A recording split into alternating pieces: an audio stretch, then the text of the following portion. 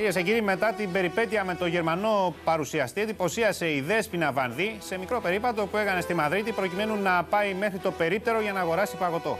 Να γυρίσουμε σελίδα στο δελτίο μας και να πάμε σε μια ιστορία που θα σας συγκινήσει. Ξαναβρήκε το χαμένο της Τσιμπιδάκη 32 χρόνια μετά.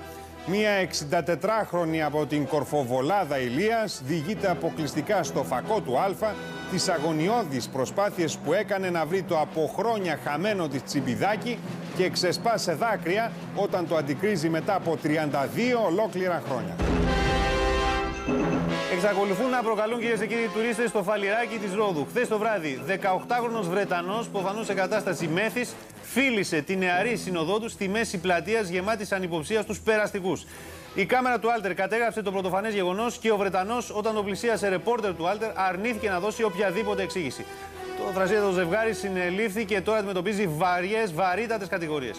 Εντυπωσίασε η Άννα Βύση όταν εμφανίστηκε μπροστά στον κηπουρό της βίλας της φορώντας ένα τζιν και ένα λευκό t-shirt. 26 ολόκληρους μήνες χρειάστηκε ένας ομογενής από το Λιχνεστάιν προκειμένου να ολοκληρώσει ένα παζλ 2.000 κομματιών.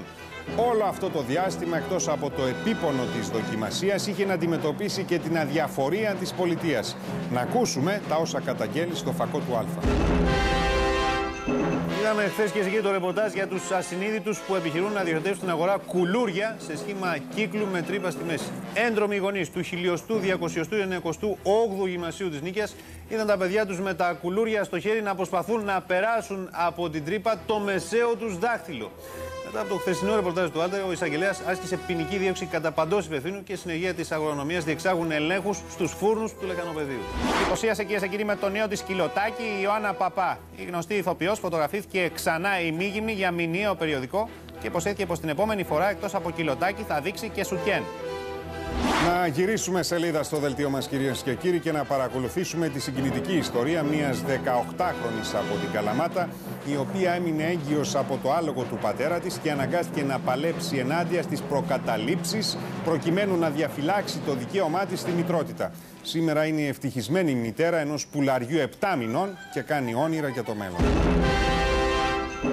Η επόμενη είδηση είναι συγκλονιστική. Σοκ στην κοινωνία των Ιωαννίνων έχει προκαλέσει η ροζ ιστορία του 25χρονου, ο οποίος είχε, προσέξτε, προγαμιαίες σχέσεις με 23χρονη χωρίς να είναι ούτε καν αραβωνιασμένη.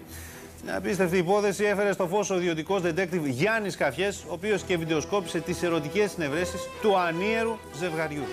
Δεν πετάει ο γάιδαρος. Αυτό είναι το συμπέρασμα, κυρίες και κύριοι, στο οποίο κατέληξαν επιστήμονες από τη Μογγολία, οι οποίοι πραγματοποίησαν σειρά πειραμάτων με τα συμπαθή τετράποδα.